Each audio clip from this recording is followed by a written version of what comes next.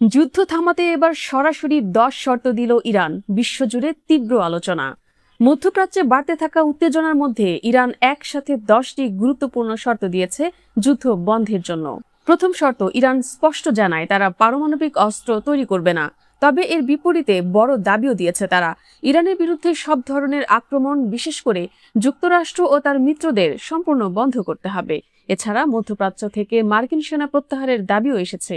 Iran বলছে এই উপস্থিতি সংঘাত বাড়াচ্ছে। আরেকটি গুরুত্বপূর্ণ শর্ত হলো জাতিসংঘের মাধ্যমে আরোপিত সব অর্থনৈতিক নিষেধাজ্ঞা তুলে নিতে হবে।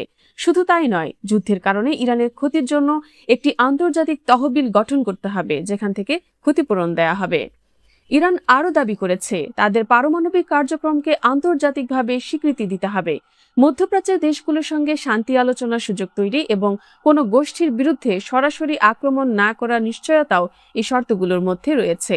সবশেষে ইরান চায় এই পুরো চুক্তি যেন আন্তর্জাতিকভাবে, বিশেষ করে জাতিসংঘের আনুষ্ঠানিক অনুমোদনের মাধ্যমে কার্যকর করা হয়।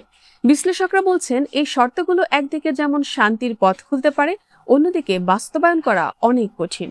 এখন প্রশ্ন, এই 10 শর্ত কি মানবে বিশ্ব শক্তিগুলো, নাকি আরও বাড়বে উত্তেজনা?